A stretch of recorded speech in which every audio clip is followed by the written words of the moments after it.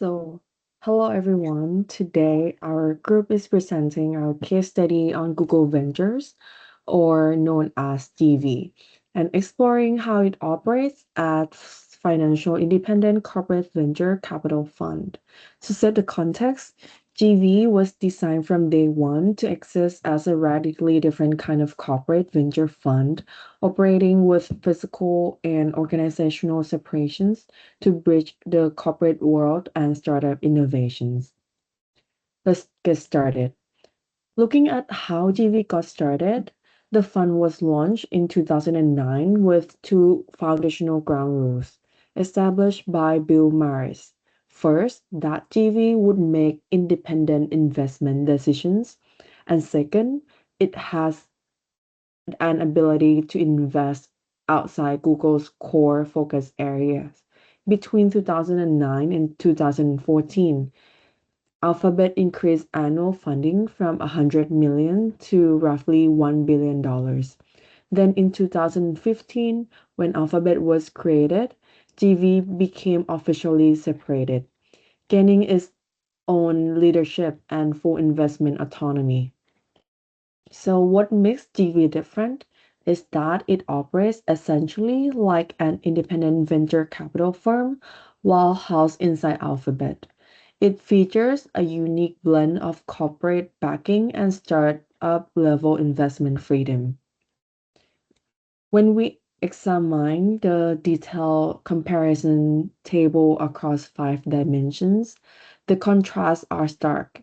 While traditional VC focus on 10-year fund cycles and typical corporate VC focus on supporting parent company strategy, GV's main goal is the financial return first, with strategic optionality as secondary. Furthermore, it relies on a single LP in Alphabet committing roughly 1 billion per year, maintains high independence with its own investment committee, covers a broad industry range, and operates with fixed fund cycle deadlines. So, diving deeper into the mandates, global data shows that only about 6% of corporate venture capital units worldwide operate with a purely financial mandate, while the other 94% put parent strategy before its profits. So, GV's team chooses deals based on the return alone, letting it invest even in the direct competitors of Alphabet without internal frictions. Turning to our portfolio cases, case number one is Uber. So GV led Uber Series C in 2013 with $258 million investment, framing it as a position in global logistic infrastructure. When Uber went public in 2019, Alphabet's stake was approximately 4.2%, valued at roughly $3.2 billion against an $82 billion implied valuations, yielding a gross multiple of approximately 12.4 times. However, this case exposed structural conflict as Waymo scale Alphabet sued Uber in 2017 over stolen autonomous vehicle trade secrets, setting for $245 million in equity and proving that governance could fully prevent cross company frictions.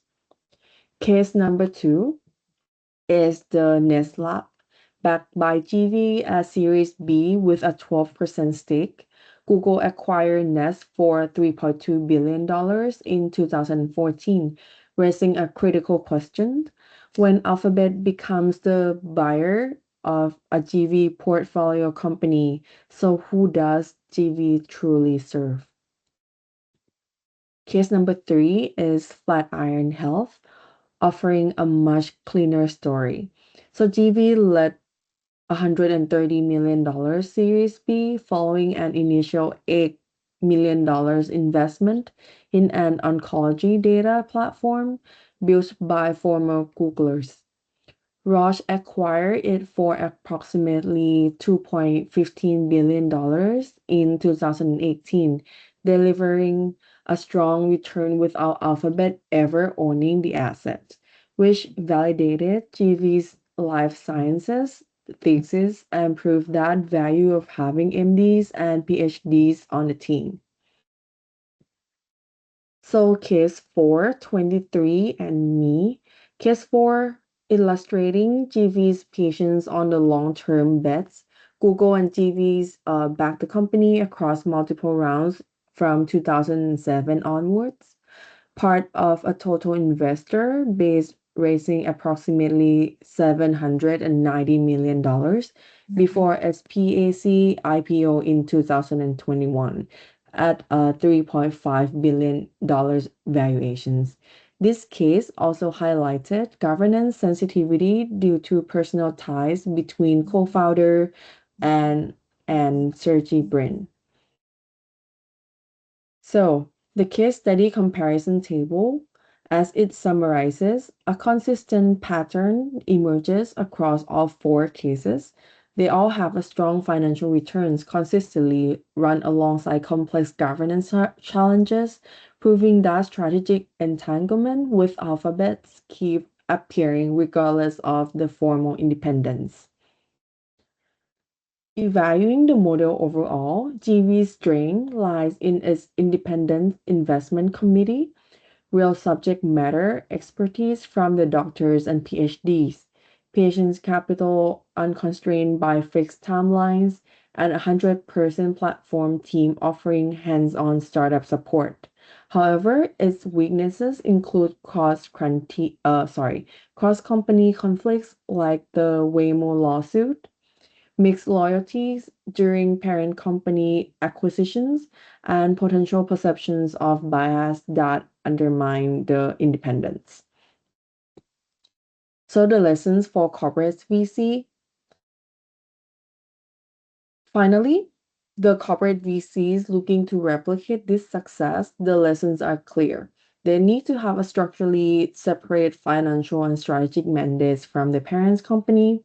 They also need to hire a domain expert rather than a generalist, and also practice a corporate patience. In summary, GV's track record is the clearest example of an financially independent CVC, proving that independence is a deliberate design choice that delivers top tier returns.